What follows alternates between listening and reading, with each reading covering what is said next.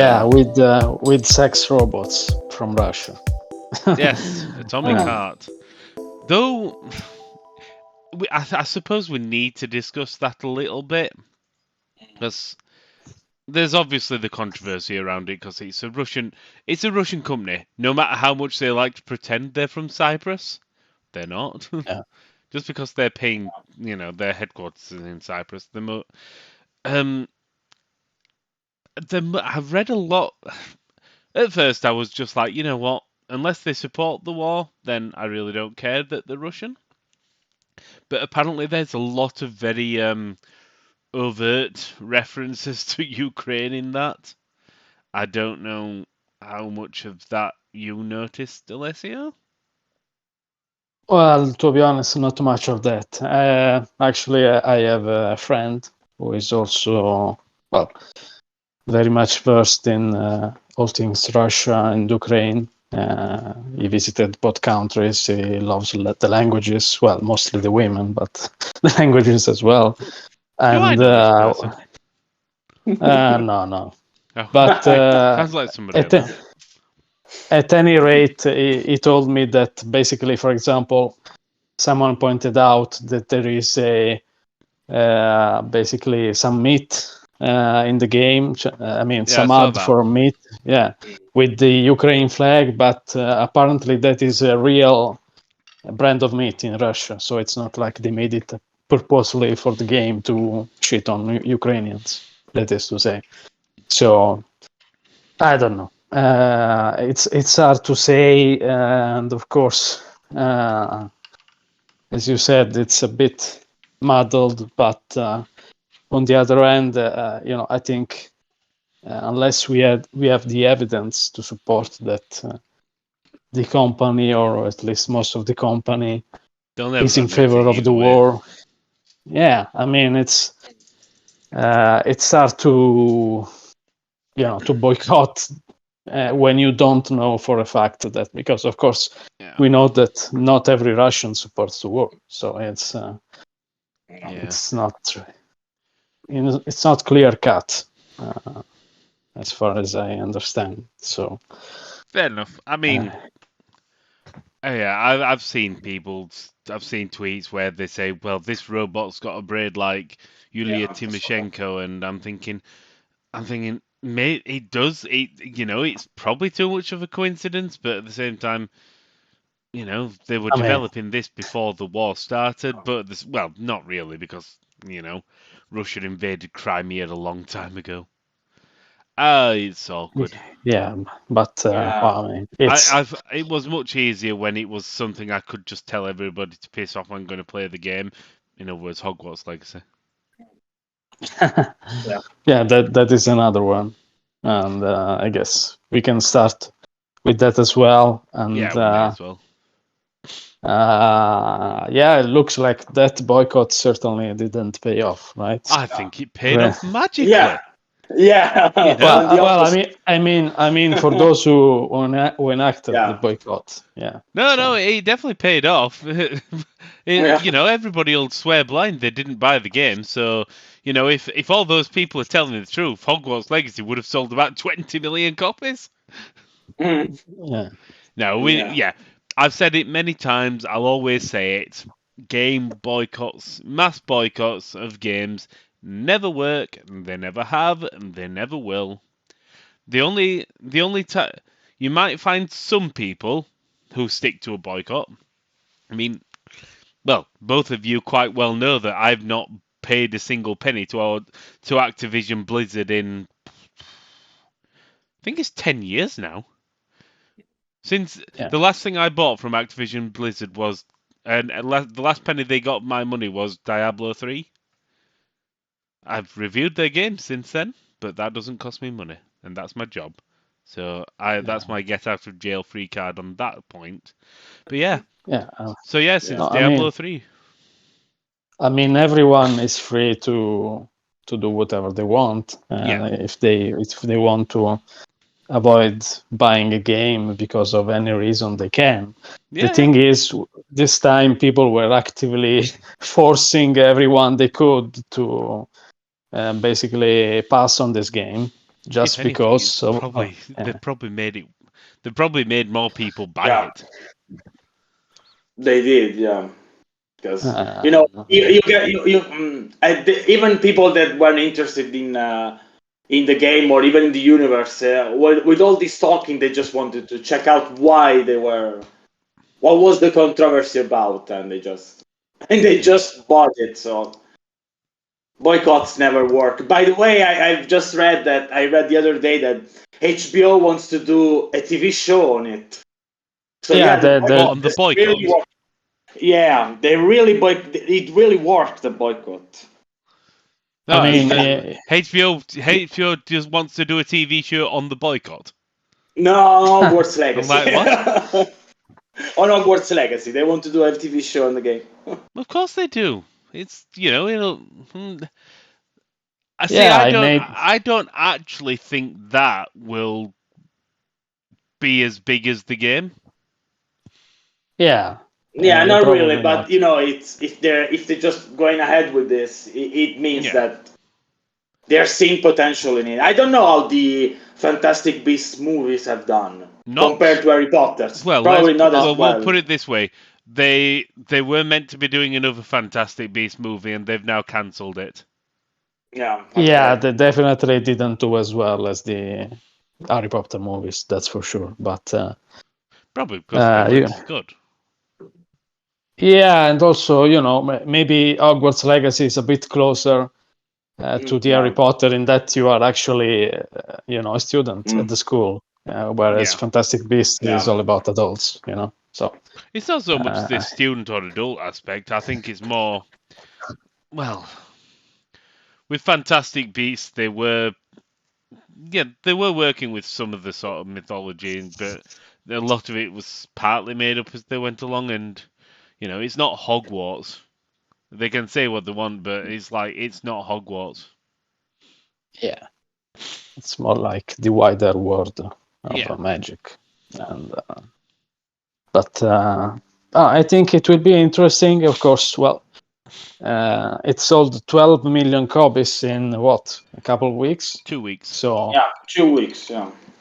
So the biggest Warner Bros. Games launch ever, and and you have to consider that actually the biggest platforms, at least on consoles, still have to be released because the game is coming out early April on PlayStation 4 and Xbox One. And that's why I then stand by what I Switch. said on. Sorry. I said, and also on the Switch eventually, which is another massive. Yeah, this summer. Yeah. So and that's why I stand by what I said in the chat, in our group chat thing, that Hogwarts Legacy will be the biggest selling game of the year. Yeah, well, doesn't have that much competition, I think. Well, no, it's the usual competition. It's like your Call of Duty. Nothing. But yeah, I there's just don't nothing see, really. I don't see anything topping Hogwarts Legacy this year. Yeah, it's also probably because this year's Call of Duty is more like an expansion. Well, they upgraded it to full game apparently, but it's still an extension of Modern Warfare 2 of this year. So, story-wise and setting-wise. So, it's possible. Is it? It could be. What's it called? Modern Warfare 2 2?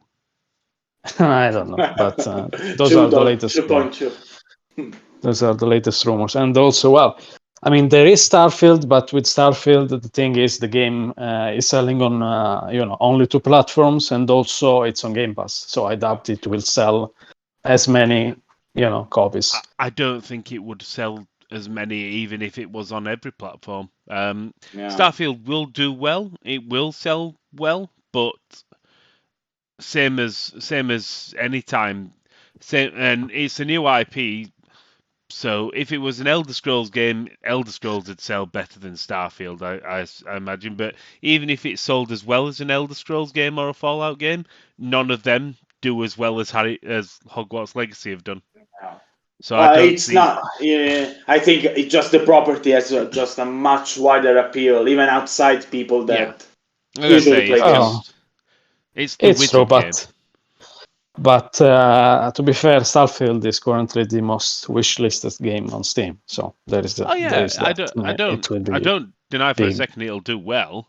I always thought it'd do well, but I just don't see it doing 12 million copies in 2 weeks. Well, I don't see it doing 12 million copies in 1 year. Well, because that's not what Bethesda's ever. I don't think they've ever managed that.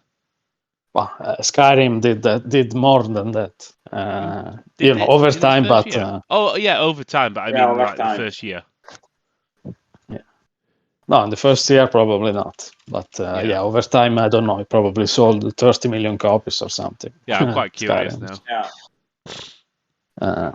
Yeah. It's sold over 30 million copies as of the end of 2021. But obviously, it released on every format known to man by then. Yeah, it's everywhere. But I guess I think it's just I don't see it doing 12 million in a year simply because Skyrim's done 30 million in what I think 13 years. Yeah. No, 10. But I think Bethesda is much bigger now than it was back when Skyrim released. Oh, it is. Well, I mean, also the market is bigger. So but Fallout 4 sold 12 million since it launched in 2015, 2016. I don't know when it launched. 2015, yeah. Yeah, so it's sold 12 million since it's launched. So it's still not great sales figures. It's just that there's as I said, it's just that there's no competition other than Call of Duty if it's a full game that I can think of. If we were getting Elden Ring this year, then that's competition.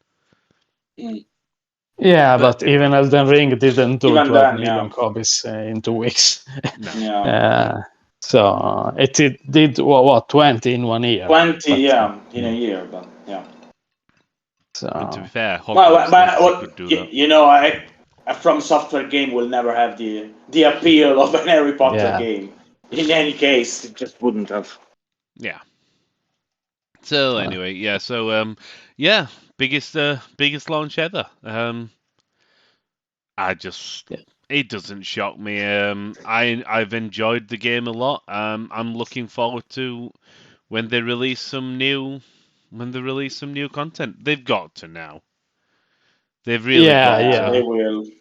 Yeah, they said they weren't, planning so far, but I think Warner Bros is going to give them a call and say, you know what, you are going to do some DLCs. I'm just saying, you make a piece of DLC. Let's you sell a piece of DLC for $6, £5, whatever. Even if half of the people who bought the game, and that's it, 12 million in 2 weeks. So not even that. Say a third. Say 4 million people buy it at $6. That's a lot of money. I mean, just if they do a Quidditch expansion. Imagine oh my God! Everybody will buy that. They're going to do that. I have no doubt. They're going to find out how to make it work because it's free money on the table. And as you play the game, they mention Quidditch everywhere. I know. Well, there's a massive chain. There's a massive quest chain all around it, sort of thing. Yeah, I haven't played that too. I think I don't remember. Yeah, but they name it. They name it it's not a quest time. chain, but there are the broom lessons and all that. Okay. So and they mention Quidditch a lot. Yeah, I mean they already got flying in the game, so they have the basis. Yeah. Hey, I want them to make it. I do. It's Quidditch. Of course, we need them to do it. But we'll see. I wouldn't be surprised if they saved it for the sequel. Yeah, I guess. But it's an interesting time for Warner Bros. After several years of lull, I'd say, because for several years they didn't really have much, and now it seems like it's all coming together.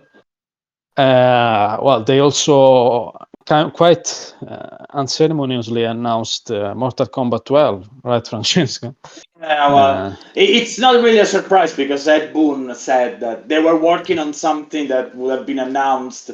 I think he said that back in December that it would be announced within 6 months, well, they announced it in a very weird way, but we knew that it was. I don't remember how many years it's been since Mortal Kombat 11, so I don't know if people were expecting another Injustice, to be honest, because that's how they've done things, alternating between Mortal Kombat and Injustice. But the there were last one rumors. was Mortal Yeah, Kombat.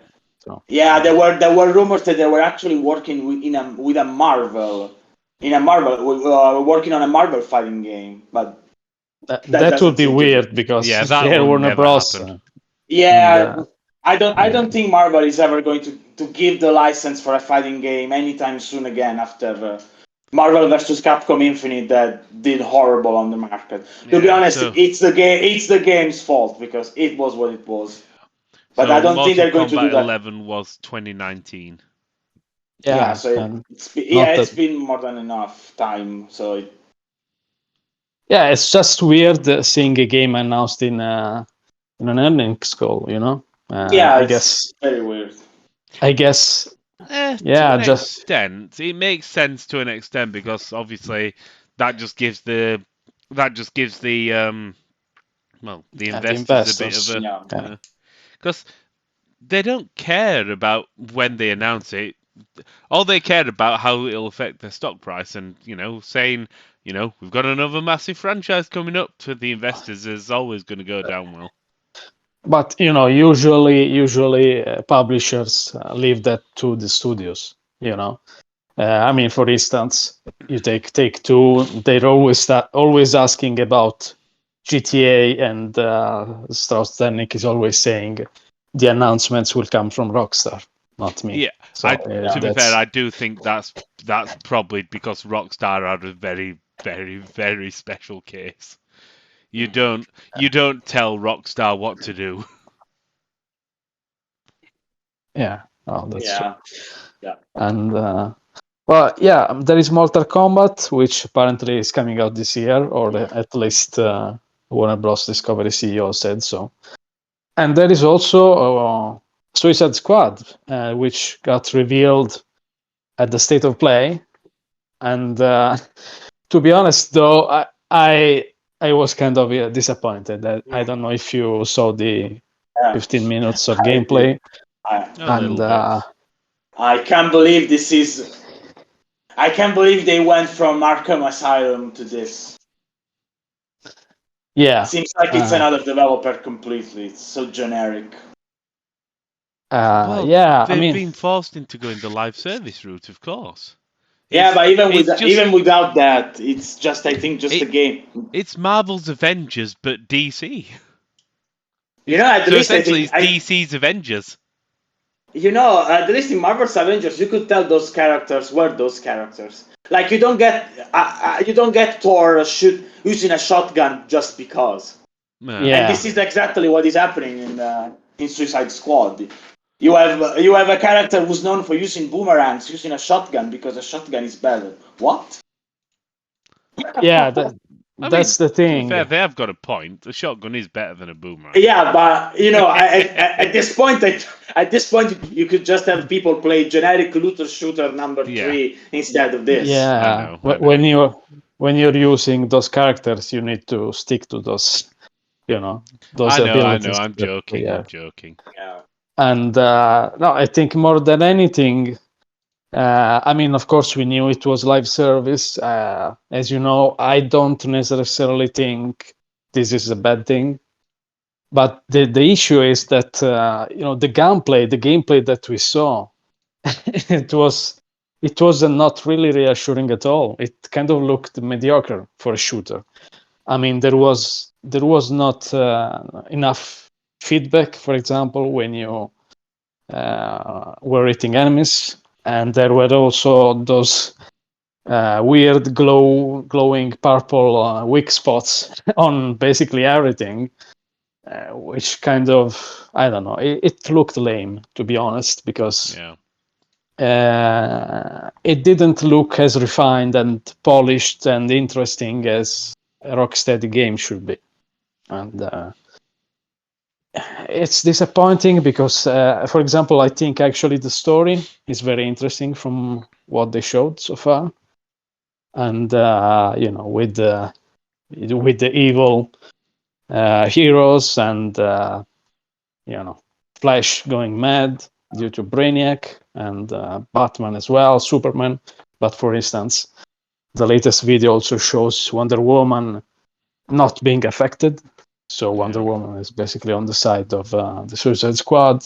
So I think the story has potential, but the gameplay, as it was, demonstrated, it needs more time. I think, to be honest, I think it should be delayed again to the latter half of the year, because they should improve the basic combat. I mean, any shooter game lives and dies by its gameplay and its gunplay specifically. How the weapons feel, how the abilities feel in this case. I think if it's not good, the difficulty with that will be if they've already got the core gameplay loop in there. It's more than just a delay to later on in the year thing. That's a massive, massive change they've got to make. Yeah. It's not as simple as a quick delay and a quick fix around. That's a big, big change. That's a delay the game until next year, mid to late next year sort of thing. This would be dead on arrival if they release it this way. Yeah. Well, it's not going to be that popular either, because people don't like live service stuff. Yeah. Well, I mean that's kind of arguable in that some of the most popular games are live service. Yeah, I meant forcing live service in games that probably even developers that aren't that much. They haven't proved live themselves. Service. That's if it's organic and it works well, and the thing is, with the live service, you need to. People don't trust them because 99% of live service games, they're not live service games. What they are developers and publishers wanting to milk money. And just wanting to say, this is an unfinished mess, but we promise we'll give you, we'll finish it soon. Only if you keep giving us money, please. Avengers is proof point of that. Again, 99% of live service games, they're not. They're unfinished games that developers want to say, we're going to keep updating this for 5 years. Apart from we're not if you don't buy everything and everybody plays it. Babylon's Fall, Avengers, Anthem. You can. Many. Yeah. There are so many of them. And the issue that many people have is that what happens when the servers go down? The irony is that the best live service game is a game that probably never intended to be a live service game. No Man's Sky. Yeah. I doubt that was ever intended to be and developed how it was now. Hello Games may say it was because it's been so successful for how they've done it, but it was a shit launch, and I think because they genuinely cared about the game, they fixed it. They turned it around, really, completely. So yeah. I have to agree with Francesco. I don't think people trust live service games. Not when you're claiming this is a live service game before it's even launched. You need to prove it's a live service game. You can't just say this is a live service game because it's not really. Because it's only a live service game if you keep giving it the support and you keep giving it the updates. And they've got to be free updates, or at least partly free updates. Yeah, but the thing is, eventually a live service game is just a game, which means basically if the game itself, the core, is not good, then of course it will fail. So in this case, with Suicide Squad, based on what we saw, I think it's not really a good idea for Warner Bros. To launch it in the States. So personally, if I was them, I'd delay it for sure. I don't know what they have in their forecast. I was thinking that people were shitting on Gotham Knights, and I think Gotham Knights looks better than this. Yeah, at least at what it does. Yeah, Probably why So they've announced Mortal Kombat, because they know they're just going to do shit. They knew what was going to happen. yeah, It wouldn't I surprise guess could be. Yeah, I don't know, but yeah. me. So anyway, yeah. So Suicide Squad, all done. Let's well, we've only really got one big topic left, which is fortunate, and it is a big one. It's linked into Francesco's favourite topic, acquisitions. Don't be like that, Francesco. Don't be like that. Yeah. Well, it's partly linked into that. So, yeah, Microsoft's brought all its PC games to GeForce Now, and if they do acquire Activision Blizzard, they will bring all their games to GeForce Now as well. Yeah. That just to be fair, it's irrelevant to me. They know it doesn't really matter. They really know it doesn't matter.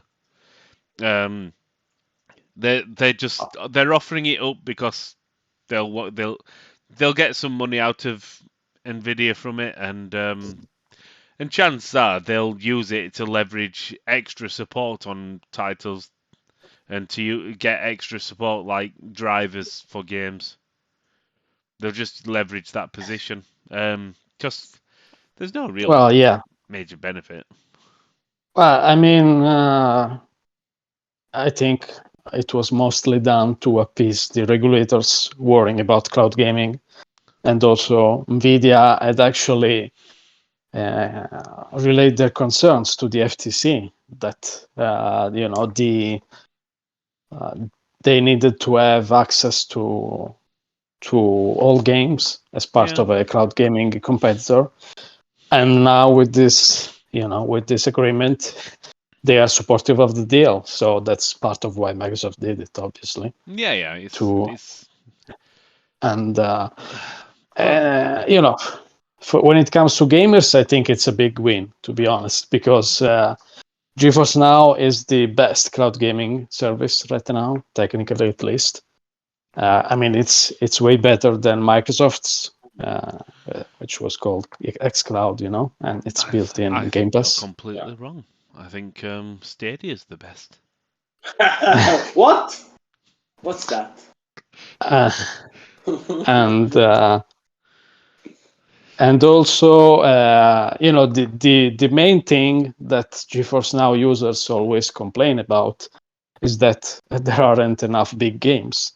And now, if Microsoft brings all of their games, plus, potentially if the deal goes through, then it's all of Microsoft's games, all of Bethesda's games, and all of Activision Blizzard's games. That's a lot of big games coming to GeForce Now. Well, and if you own them, I suppose, yeah.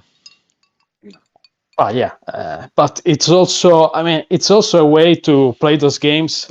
I mean, even PlayStation 5 users or Nintendo Switch users with a decent enough connection, they will be able to play those games via cloud, without owning a gaming PC or an Xbox, for example. So it does improve access, if you think about it. Yeah, and to be fair, Microsoft will just use it and just say they'll just do a deal where they link Game Pass through GeForce Now. Yeah, probably. You know I mean, I would. Yeah. So I think it's good. It's really good. There was a positive reception from PC gamers, and also as part of Microsoft's campaign to get the deal, passed, the Activision Blizzard deal. They also formally signed the deal with Nintendo to bring Call of Duty to the platforms for 10 years. So it's now official. Well, again, that's just such an empty bloody promise because nobody can play it. Nobody even thinks about Call of Duty on a Nintendo. It's going to be cloud versions. It's because I don't such see an empty deal. And the thing is, same as the deal that want to offer the same deal to Sony, it's an empty deal because 10 years, and I guarantee, well, maybe not 10, but 12, 15 years, I guarantee it, as soon as Microsoft senses the opportunities right, they will, when those 10 years are done, they may release one or two more just to allay fears. But as soon as they sense the opportunities right, it's, oh no, we're not launching Call of Duty on this platform. Why not? We had a deal. Yeah, the deal's done. Mm. You know it's going to happen. Microsoft are known for it. They're very well known for, well, very monopolistic behaviour. Mm. And that's why Yeah. I don't trust them when it comes to the cloud gaming. I've got no problem with them owning Activision Blizzard in a sense. I do think there should be I do think essentially there should be a lifetime offer. That it shouldn't be allowed that, 10 years, oh yeah, you can have 10 years where you've got to put these on those platforms. I think it should be that if any competitor wants to have Game Pass on their system, doesn't have to be any game, just Game Pass. So that way Microsoft can still benefit. Any competitor wants Game Pass on their system, Microsoft has to accept. Well, actually, Microsoft Within reason. has been offering Game Pass to Nintendo and Sony for years, but they never accepted. Yeah, but So we've got it's to wonder not, what sort of deal that Microsoft is wanting. It's like, we'll give you Game Pass, but you can keep 5%. Or in reality, they may just say, you can have the app on your system, but people just sign up and log in externally. So essentially, like people do with Netflix on iPhone. You just log into your account. Apple get app 0, and I imagine Microsoft are wanting to do that. And in that case, I would, if I was Nintendo or Sony, I'd probably be like, no, we want something out of it. Well, of course, it's just logical. Yeah, I say it's business. So Yeah. It's not that I don't trust Microsoft; it's just that I don't trust Microsoft. But I guess we'll see. But it's not long now. I think in April we'll get the final decisions from both the EU and the CMA. So it's not long now, but I think there's still room for the deal to happen. I've also talked to analysts, and they are mostly confident that it will go through. We'll see how Sony reacts, after these announcements, because after Nvidia is now supportive of the deal, Nintendo is supportive of the deal. I think it's only Sony and perhaps Google, but Google is really only mildly interested in opposing the deal. So it's only really Sony which is actively opposing the deal. So I don't. Yeah, I don't. Well, so we'll see when it comes. We'll see when it comes to it. We'll see. Yeah. But anyway, I wanted to actually go back to the state of play for a moment, and because there was the release date announcement for a big game, at least for RPG fans, Baldur's Gate 3. So it's coming out on August 31. The very, very last day of August. And they also announced the release on PlayStation 5. And that kind of sparked a bit of a controversy for Larian, actually. Because, when the game was about to launch on PC Early Access and Stadia at the time, CEO Sven Vinke released an interview to Games Industry, and he said, we're not going to play the exclusivity game. So when they announced the game to be releasing on PS5 but not Xbox, lots of fans were quite angry. And they were kind of forced to explain why the game isn't coming to Xbox. And apparently it's not because of any deal with Sony. They said it's a technical reason, and basically they are having difficulties with enabling split screen co-op on Xbox Series S and X in the same way. Yeah. And basically, the way I read it is that the Xbox Series S is having a harder time with split screen co-op, which is, of course, harder on the system than regular gameplay, since you have to render it. Yeah. And it's just the latest in a long series of Potato. developers. Yeah. Potato. Well, you remember what was it? Rocksteady? Yeah, it was one of the developers Yeah. from Rocksteady. Yeah. And but they weren't the only ones. I mean, even before they're not the only ones. Yeah. They were just the most blunt with it.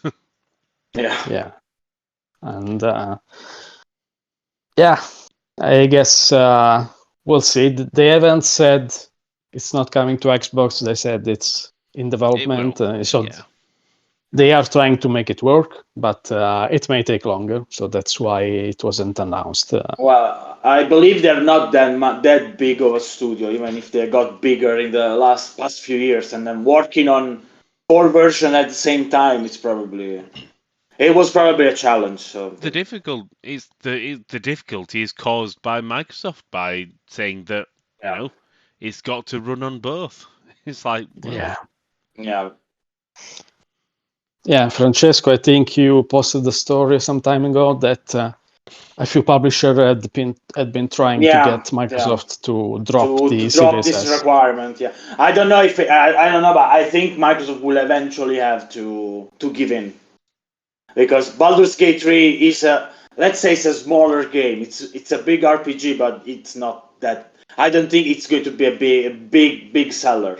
But if a much bigger franchise has the same issues, I think Microsoft will eventually give in. Because as we move on, things are going to become more complex, and that is going to just having to develop for the Series S is going to be much more of a problem. As as soon as the cross-gen is completely left behind, it's where this is going to come back, and Microsoft will eventually have to. They'll eventually have to drop the requirement. The thing is, they actually sold most of their consoles on the Series S because it's cheaper and smaller and whatever. Yeah, I think they're going to work their way out of this by saying it's available on the cloud, and that will be it. Probably. That or developers will just eventually make it for the Series S with with very little added stuff for the Series X. They'll make a wireframe game, not textures, for the Series S. Yeah, I think we're getting to a point where just dropping the resolutions or the detail level is not enough. No. And it's going to become worse as we go on into the generation. Yeah, because it's not just that it has, I don't know, less compute units for the graphics. It also has less memory, which is the main issue, according to some developers. So, I don't know. It's kind of a pickle for Microsoft. I get that, financially it made sense to do something like the Series S, but I think in the long run, Sony's decision to do a cheaper console by removing the drive it's actually smarter, because that could have allowed Microsoft to do the same while also keeping the specs identical to the Series X. So they just could have made the Series X without the drive. Live and learn. Live and learn. Yeah, I don't think they're going to do that again with the next generation. I don't think they're going to go. They'll probably go main console, cloud console, game streaming console, and market it that way. So, what are we all playing then? I mean, I'll start anyway. I've been playing Company of Heroes 3, which the review is up. Excellent game. Slight issue with they've they've been looking at Sega at Creative Assembly's homework. I suppose that's the problem when you're all under the same publisher. You get to look over another person's shoulders and go, "That's a good idea. I like that." And they tried it with the Italy campaign, and it's good, but it's very buggy and broken. But the I guess it's a bit like Italy. Well, there you go. Yeah, it's very appropriate. But the real-time strategy carries it. It's Company of Heroes. The real-time strategy, the campaign in North Africa, and then the battles you take part when you go from the grand strategy part. It's an amazing strategy game. That's the best way to put it. It's just the shame that if the grand campaign part of it was up to the same level of scratch, it probably would have been my third ever 10 out of 10. It would have probably been getting 10 out of 10s across the board if they'd have managed that. But there you go. And I've also been playing another one which got sent to us on launch. I'm not shocked about that. Settlers New Allies, which is... It's a game. Oh. How is it? It is a game. It is indeed a video game. It's boring. I mean, that's the best way to put it. It's not exciting, but it's not crap. It's just boring. That's it. I mean, it doesn't do anything. It doesn't do anything great, but at the same time, it doesn't do anything offensively bad. So, I'll keep playing a bit more of it. I will get a review done. In my head, I'm already thinking it's around a 6.5 out of 10. It's above. Yeah. It's just above average, but only just. Once again, they spent a lot of time on this because it was first previewed, I think, in Gamescom 2019. So before the pandemic, it was already playable. They turned it into a stupid online stuff. And it's like you've got like an in-game store to buy cosmetics, and they've forced all this shit into a strategy game. No. Ubisoft. I don't know why, because when they let Blue Byte do Anno as they needed to, Anno was brilliant. Why they can't just let a strategy developer make a strategy game, I will never know. Rather than trying to force... it's just madness. Because Anno 1800 was a good game. I mean, I reviewed it. I can't even remember what I gave it. But probably some 8 or something. It was a good game. I'm curious now. I'm going to have a look. Anno 1800 review. Written by Chris Ray. I am not shocked because I am the strategy person. 8 out of 10. And really good looking game. Satisfying game loop as you're building your cities. This is trying to be a city builder and a real-time strategy game at the same time. So it does spread itself a bit too thin, and it does nothing exceptional. Or no part of it's great. It's all serviceable. And then they added cosmetic shit on top. I think maybe Anno doesn't have the real-time strategy, or is it just management? I don't know. They did put some strategy elements in over time, but it's still mostly a city builder. Yeah. So, well, I guess Settlers is mostly the other way around, right? Or something. Half and half. Half and half. But yeah, so yeah, that's me. And then I don't know what I'm playing, what I will be playing next. I think I suppose we can't talk about that because that will another back. Well, I'm not that. I'm going to say I don't think I've got another game. Well, there's random stuff, little stuff. I might cover one of them, but I don't know what the next big game will be. Mm-hmm. Oh wait, yeah, I probably do. But then again, that comes out soon, so they need to. We haven't got the code yet. Oh well, never mind. Francesco, I've been playing. Well, I can't talk about that. There's something I can't talk about yet because This goes live on Tuesday, right? It does indeed. So yeah, I can't talk about that. And for the rest, I've been playing Hogwarts Legacy. I'm just as expected. I'm taking my sweet time with it because I don't like rushing things. If I don't have to review them, I play them very slowly. And so far, I agree with Chris' review. It's a solid 8, but nothing past that. There are many areas where the game could be better, and the Ubisoft open world design is just it's off putting because I'm still like 30 hours in, 35 hours in. I'm still getting new collectibles unlocked.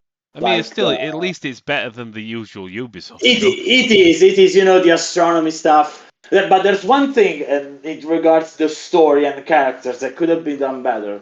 I don't really get the sense that I'm part of a school magic school of magic because you don't get enough time with the students. You just get a few quests with I'll agree some with of you them. there. I do think they could have lent more into the lessons.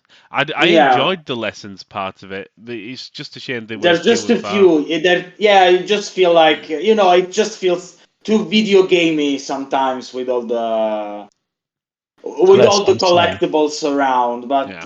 it's a solid start, I'd say. I think if they make another, they'll probably get a lot more things right because Yeah. this is a solid start. And I seem to remember that the developer hasn't really done anything like this before. So No. Yeah. No. very good first try, I have to say.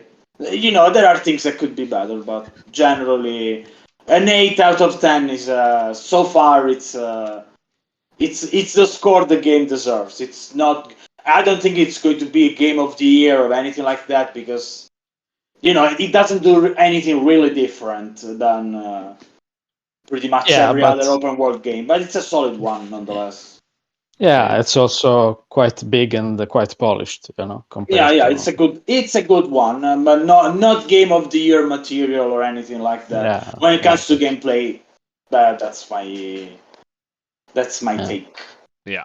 There are many on PC. There are many gameplay mods if you want to like. Yeah, I saw the difficulty stuff. I'll probably, if Yeah. I'll get the time, I'll do another playthrough with that because Kombat is fun, but it's a little on the easy side, even at hard mode. Yeah. And there's even stuff to basically let you grow a lot more things in the vivarium, I think, and the room of requirement. So Yeah, lots now of that I things. think about it, one other issue is the game would have been much better without that gear system. It's just pointless. You It's just get there so to many give useless you stuff. more. Yeah, It's just there just for you to pick up and sell stuff. yeah, it's just pointless. That would have been, Tactics. the role playing game aspects of the game are Yeah. very Then, very light. Let's say that. They are. yeah, that's for sure. But I've been like there you. too. Well, I've been playing Atomic Heart. I said, and I think people were a bit too harsh on it. Perhaps because of the whole Russia thing.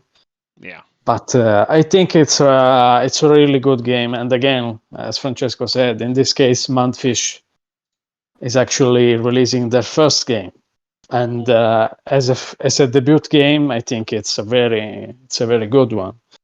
Of course, it's not really innovative in any way. It's pretty much a Russian Bioshock, and the story is not, it's not anything that stands out. Yeah.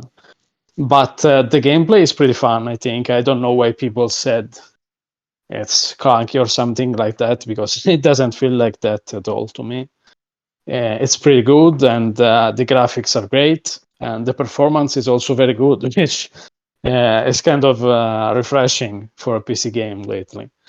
So I think, like I said, it's a really good start, and also, it's on Game Pass. So if you are a subscriber and you like shooters, I think you should definitely try it. I mean, perhaps they could have done more. Some puzzles are a bit frustrating, and sometimes the game doesn't really tell you what you should be doing. So it can become a bit frustrating, but other times the puzzles can be quite brilliant. There are some kind of dungeon-like areas that are completely optional. On the other hand, they could have put maybe some more side quests. I mean, there is side content, but it's not really narrative related, so it doesn't have any narrative attached. So you kind of like go into these areas and solve a bunch of puzzles, kill some enemies, and get blueprints for new weapons, etc. But if they did some story attached to this dungeon-like things, then it would have been better, for sure. Yeah. So that's another area where they can improve. But again, for a first game, it's really good, I think. Fair enough. Yeah. Well. Yeah. I might give it a go. I need to decide if it's the game I'm going to avoid because of the war thing. But again, I don't really have the time to play games anyway. Yeah. Where's your time? You've got to play the kitten game. I do. I've got kittens. In fact, one of them's at the vet's in 50 minutes. Just for the jabs, but yeah. So that'll be get her into the carrier and off to the vet soon. And well, it is playing games. Well, I've got games to play. I've play a bit more Settlers before I do the review of that, and then I don't know what comes after that. Time will tell. Yeah, there's quite a few games coming up though. Mm-hmm. Yeah, indeed. Just as a warning, next week I won't be available because I'm coming over there. Well, not technically there, but in the UK for an event. So I guess. See, my recommendation to you is, if you've got time, don't stop in London. Go to the north. Go to York. Go to places like that. Francesco would agree with York that. is beautiful. Yeah, York is beautiful. London's just London. It's just if you've done all there's nothing really special outside of the touristy stuff. Whereas cities like York are just, I mean, closer to London, you could go to Canterbury, places like that. You could go to Buckingham. Yeah, that's a quick train ride. That wouldn't be too bad for you. Yeah. Since the event is in London, that makes it quite hard to go in the north. So anyway, we'll wrap this up and we'll not see you next week then. We'll not see you all next week. We'll see you all in 2 weeks. Right. Yeah. See you all in a bit. Bye. Bye.